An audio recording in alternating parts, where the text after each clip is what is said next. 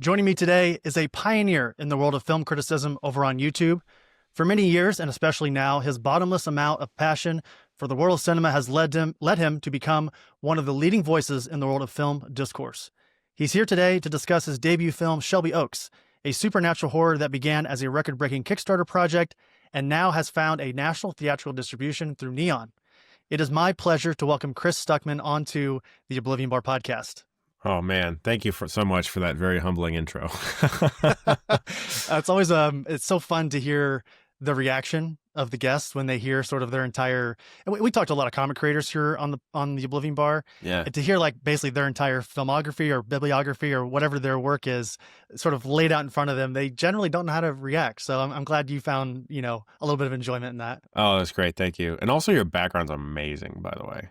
Oh, thank you. You talking about like back here? Yeah. Oh yeah. Well, here's the thing.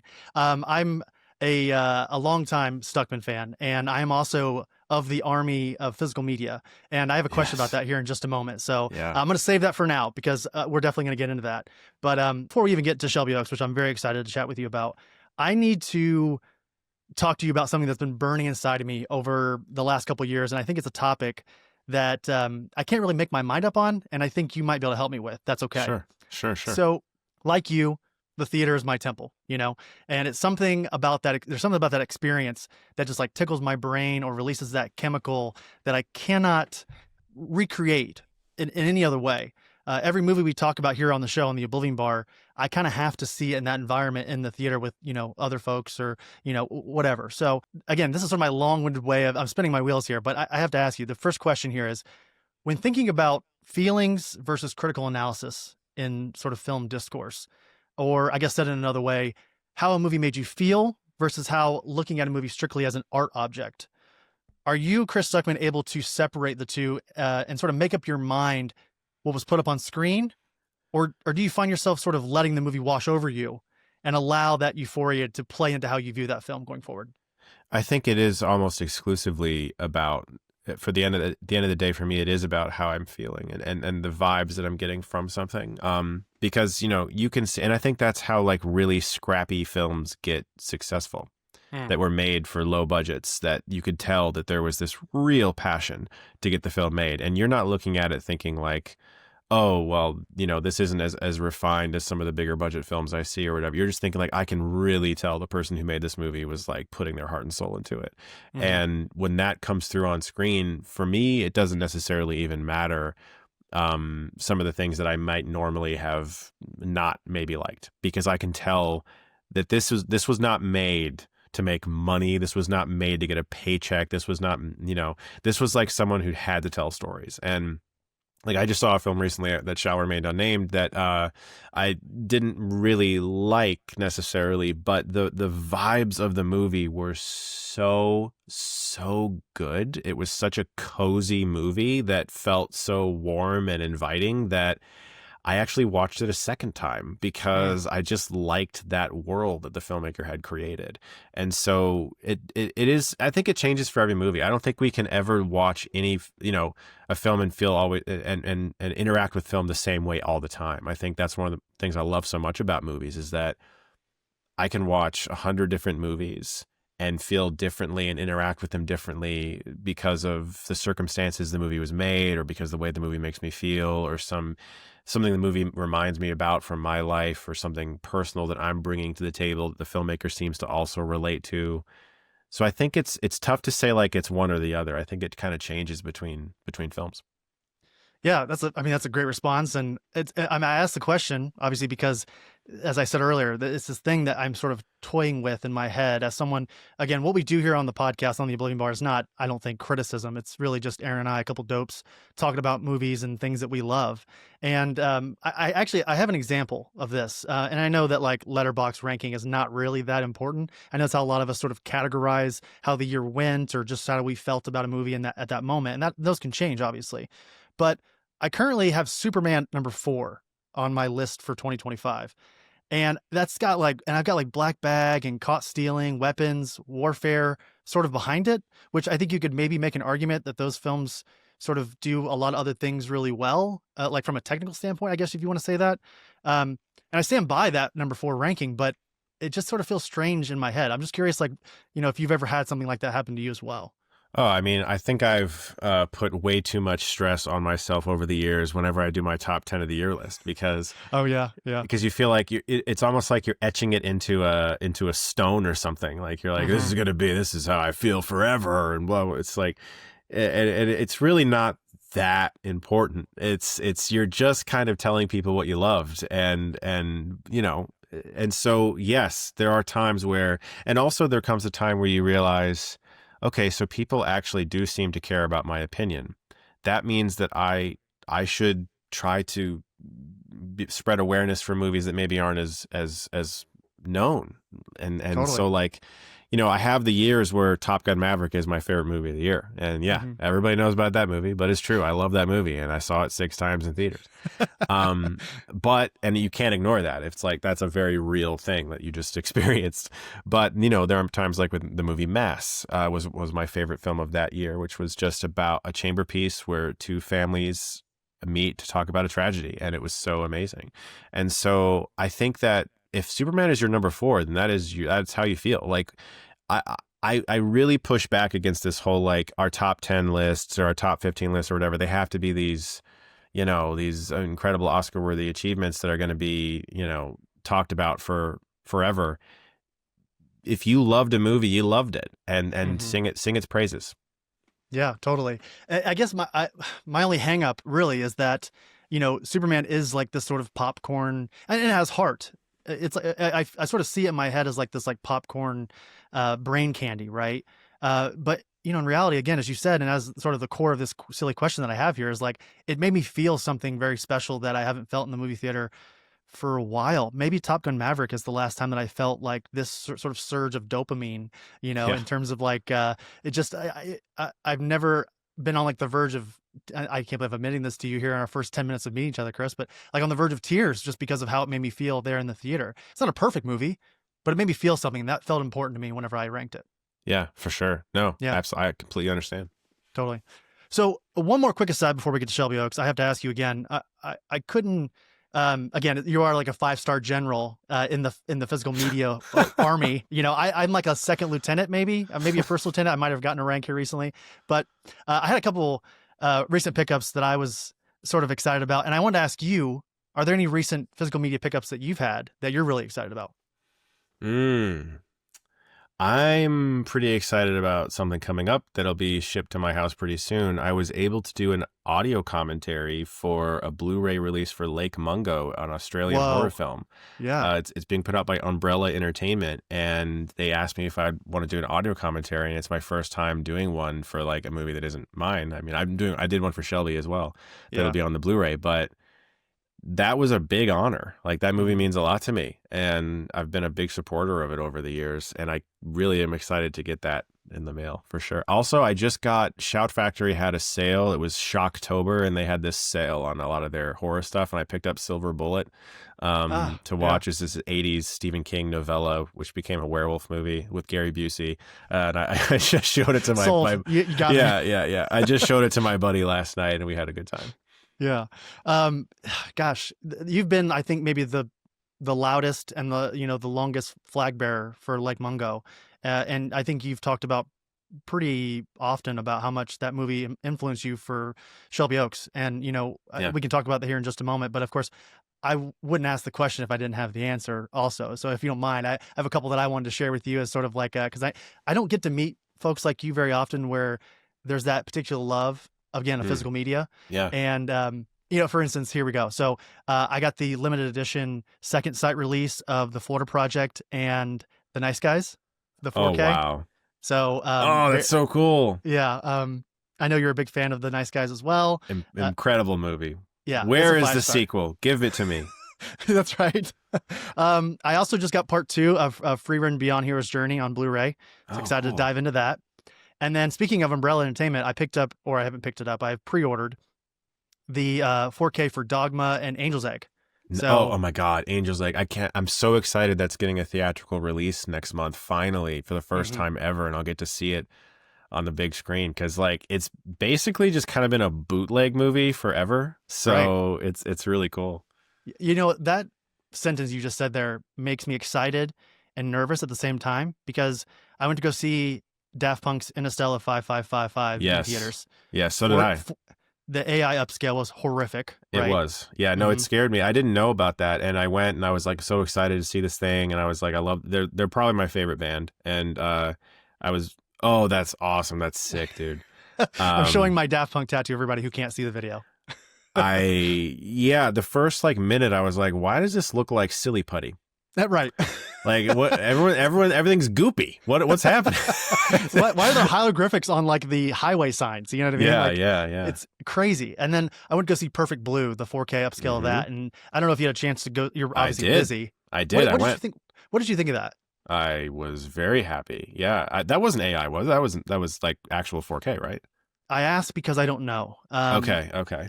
It felt a little weird in certain parts, and I wasn't sure. This was sort of a larger screen. It wasn't IMAX, but it was sort of, and it wasn't even like a Regal or AMC. It was some kind of off.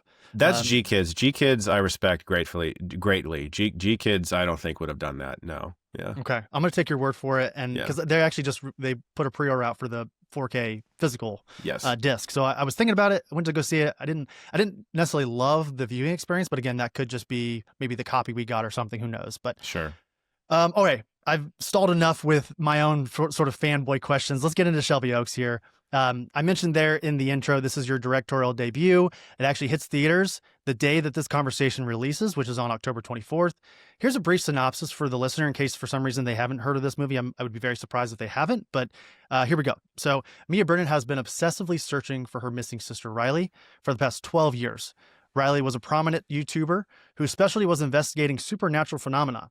However, Riley's passion for paranormal led her to her and her crew's sudden disappearance in a decrepit corner of Ohio known as Shelby Oaks. So, as I mentioned earlier, this film started as this Kickstarter darling, this campaign that the goal was $250,000, and it was funded in one day. And then 29 days later, the campaign finished with about 14,000 backers and raised an astonishing $1.39 million. So, take me back to that night when that countdown finally ended, and just sort of what was going through your head, how you were feeling in those waiting hours. That was a very crazy month because it was I was so desperate to make something, man. I was just so ready to be let off the leash to make a movie. I was so tired of waiting, and to feel that rush of okay, we can do it now, and still 1.3 million is not actually a lot of money to make a movie. But for us at that time, that was game changing. And I'm so grateful for that support. And thank you for being a backer because happy to do it. You guys let us just go start shooting soon. That's really the thing. Is like there's so many filmmaker friends of mine who are on hold, who are so close to getting approved, who maybe have an actor on board, but they don't have everything they need, and they're just waiting and they're waiting to get the approval to actually start. And you guys just let us start. And I'm just so happy about that. Yeah. I mean, it was really cool to see, again, as someone who's been watching you and your channel for years. Gosh, I mean, I think I started to see, I think my first ever review, and this is hard to really track down, but I think the first ever video review that I've ever watched of yours was Dread. Wow. I think you went to go see at maybe TIFF. TIFF, yeah. If I remember correctly. Yeah. Gosh, I can't believe I just pulled that out of the back of my brain. But that was, I think that's around that time. A couple reviews that come to my brain immediately are like your Batman v Superman review, which I know you probably don't love today, but at the time I was like, why don't I love this movie? And then you sort of spoke into existence why, a lot of the reasons why I didn't love it at the time, as someone who, again, loves comics, loves the medium. This movie was made for me, and yet I don't love it. And I was just sort of reeling in that moment. I'm backtracking with Shelby Oaks to see you, again, one day, have that thing be funded, and then you start to slowly drip out these teasers of like, oh, we've got like a couple studios who might be interested. And then, you guys did a great job. You, Aaron Kuntz, the entire team there that you had sort of set up that Kickstarter did an incredible job staying, verbal with the entire group of backers. It's been really cool to see and to see where we are today, right? It's just, gosh, I'm honestly, again, I'm spinning my wheels here, but I feel almost as proud as I think you might be. You know what I mean? Like I feel, I didn't do anything. I just sort of put the credit card down, but I'm happy I could help in some way. No, man, that means quite a bit to hear. And it was very important that we make sure the backers felt that they were appreciated, because they are appreciated. And I've seen a lot of Kickstarter campaigns over the years kind of do really well. And then you hear about, oh, well, no one's getting their rewards. Nobody's getting like the box filled with the shirts and all the cool stuff. And we wanted to make sure that not only did everyone get those physical things, but we had a lot of digital rewards too, as you know, like we had the BTS that we would release weekly of like behind the scenes and stuff. And I had a documentarian follow me everywhere for the entire shoot, and there's, in my car and on the way and, all kinds of stuff just to make sure that everyone felt like they were getting a genuine behind the scenes look at how to make an indie movie. Mm-hmm. Totally. Well, I wanted to also hear you talk a little bit about Camille Sullivan, plays Mia in the film. From what I understand, she is sort of the heartbeat of this film, and that's not a play on this story that I've heard you tell, where you and the crew could actually hear her heartbeat through her shirt mic. Yeah. So, if you could just talk a little bit about what makes Camille's performance so pivotal in this film, and then also why was she so instantly right for that role when you guys were casting the film? It was an instinctual thing. I'll do the last part of your question first. It was Sure. instinctual. I saw Hunter x Hunter and this film she did, and she was just so remarkable in it. And I immediately just saw her as this character and felt that she would embody her. And we just offered her the role flat like that. And gratefully, she loved the script, and we had some meetings and we talked about it a lot. I think what really made it for us was Camille's dedication. She never showed up to set being like, I'm here, let's just go. It was so serious for her. She cared so deeply about it. And to the point where, she would ask me questions that I had never considered about the character of Mia, and like get to a place where she was putting her own stamp on it. And she was giving us so much every day and so much of her time. And also there's some physical requirements of her in the movie too. And we would offer her, we could do this with a stunt double, or we could have somebody else drive the truck, for instance, right now, because you're not even going to see her face. And she just wanted to do everything. She was like, wanted her fingerprint on this character as much as possible. Wow.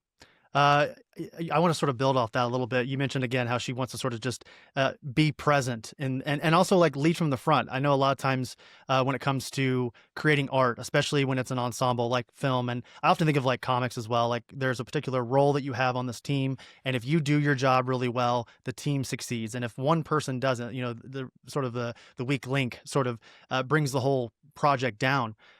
Can you also, I know you mentioned again the car, but like, what else did she add to that role of Mia in the film? And again, I don't want to mine you for information. I'm actually seeing the film on Thursday. So we're recording this on Tuesday, October 21st. I'll see it in a couple days. I'm really excited. Sure. And actually my showing is sold out. So I think that's exciting. I don't know if you've been hearing the sort of the drum beat. That's good. When I bought my tickets, honestly, mine and my partner Olivia's were one of the last that we could get for that Thursday at 7 p.m. So it's really exciting. But again, back to Camille, what did she really bring to this role? Something new that you didn't initially have there in the script? I think she really understood where I was coming from in this personal sense of yearning. Not just for like in my own life as a kid and being estranged from my sister and yearning to find her and to reconnect with her, but also yearning to make movies and to tell stories. And there's this aspect of her character that is very much so dedicated and obsessed and very, very driven. Mm-hmm. And I think Camille had that in real life every single day. I don't know that I really met Camille Sullivan until after the shoot. And I'm not saying she wasn't method or anything, but it was very clear that she was super focused. Mm-hmm. And there was no like, hey, let's go hang out after wrap, let's go get a drink or whatever. It was very much so like, no, I'm going to go back to my hotel and I'm going to work on my lines for tomorrow. The level of drive that Camille brought to the role was very similar to the level of drive that Mia has. She wouldn't like go out for drinks. She would just like, I'm going to go back to my hotel and I'm going to read the lines. I'm going to be ready for tomorrow.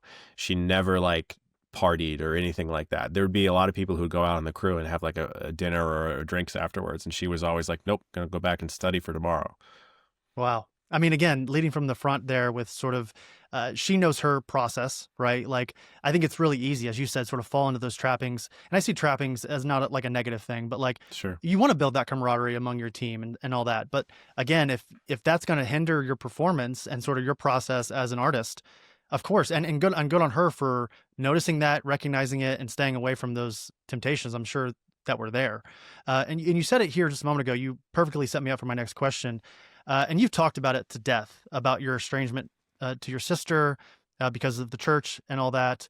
We don't necessarily need to rehash all of that explicitly, but outside of the obvious, and we've talked about a lot of stuff thus far with the film without, again, spoiling anything, but even as a longtime fan and avid viewer of your channel, as I said, your release of that 2021 video of how I left the Jehovah's Witness of the pursuit of filmmaking added a whole new level of respect and admiration from yours truly. And, again, to build off that, I've heard you talk about this one aspect of the film, again, your estrangement to your sister and sort of refinding that relationship much more down the road in your guys' lives. Can you expand on the little bit of some of these major sacrifices that you've made while making the film? And then also, I'd love to hear also what your sister thought of the film when she eventually saw it as well. Yeah, she loved it. I was at a festival and she was there, and I heard she was standing next to me, and a bunch of people were talking to me and a bunch of people were talking to her, and somebody was like, what did you think? How do you feel right now? And I could hear her like in the background just going like, I'm so proud of my brother. Oh, I'm wow. so proud of my brother. And that was a really wonderful thing. As far as sacrifices, yeah, I think the biggest one really has just been time away from my kids. It sucks. My kids are 4. I love them to death, and I spend as much time with them as possible. But, days like this where we do press and the festival tour and everything, it's been tough to kind of explain to them at this young age that like what that means and there's been this, I cried the other day because I had to step outside for a second, and I was just going to get something out of my car. And my one son, Grayson, was like, Daddy, are you going on a plane again? Oh, man. And I was like, right to the heart.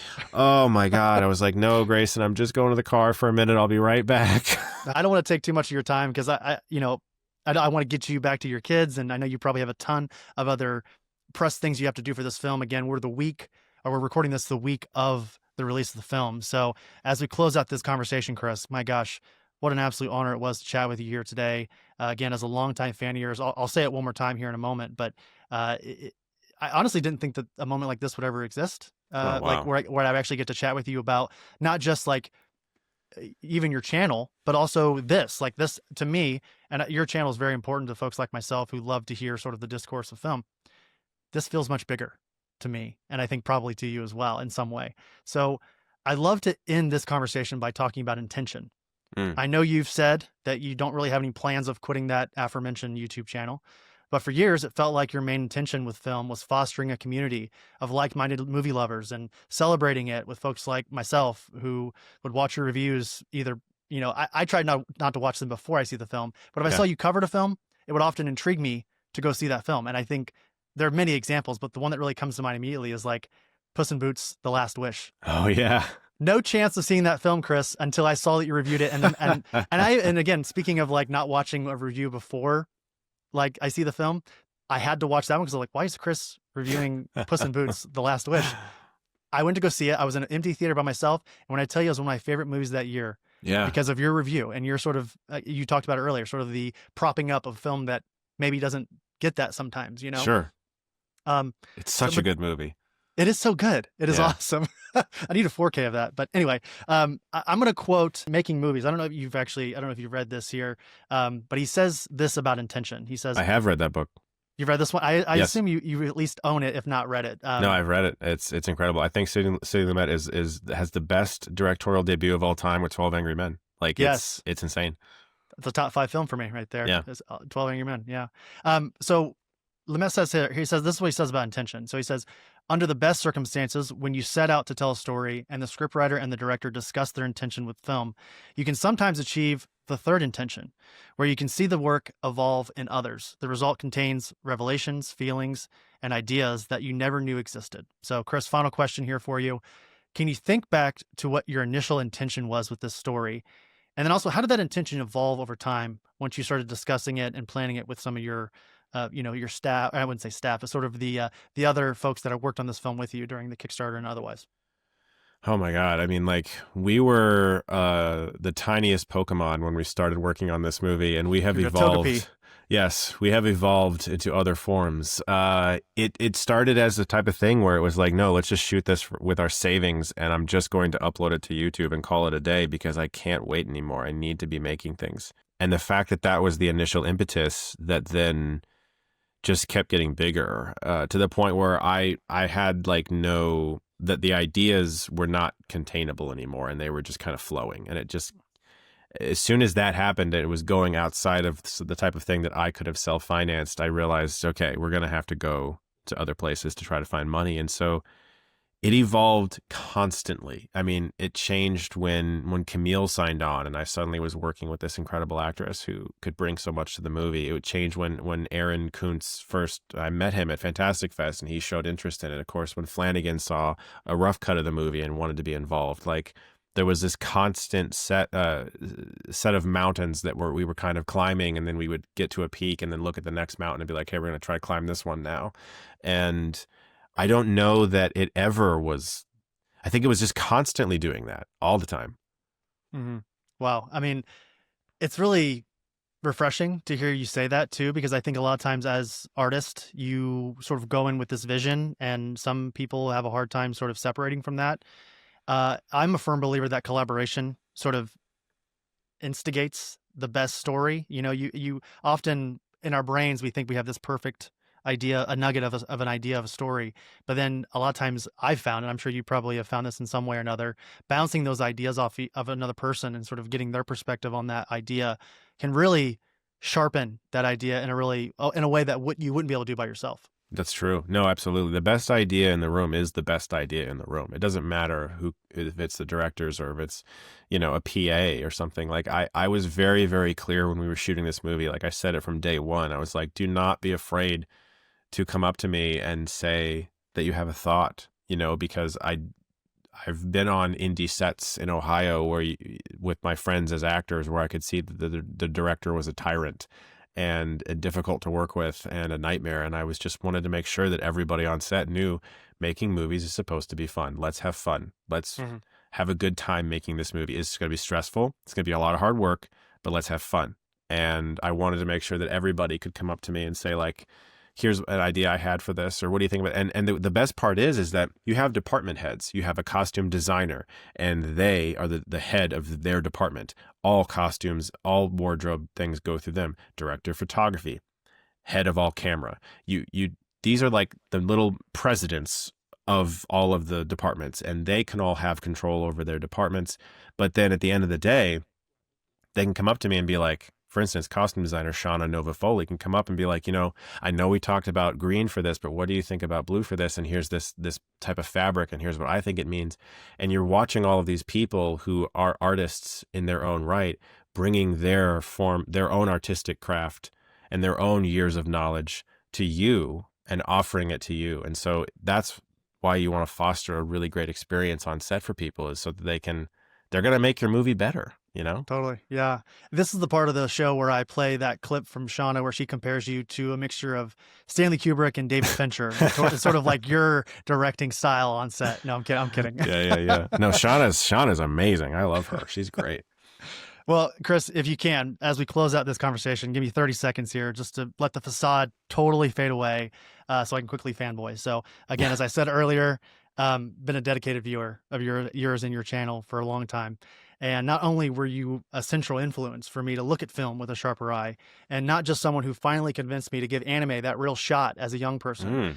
And maybe most importantly, perhaps, you are this walking, talking proof of concept. And truthfully, all the validation I've ever needed to create what we're talking on right now, the Oblivion Bar Podcast. Something like this could not exist if I wasn't already, listening to you on your channel, yours, and then like the Weekly Planet. Like those two were like such a huge influence for me in the early 2010s. So my gosh, what an absolute honor it was to Wow. chat with you here today, Chris. Thank you. And yeah, I guess again, I should say one more time, Shelby Oaks in theaters right now as you're listening to this, everybody. So if you're listening to this conversation, get on Fandango or whatever your app is and order yourself a ticket for the closest viewing, and go out and support indie filmmaking. Go out and support specifically, Chris and his team and indie horror here with Shelby Oaks.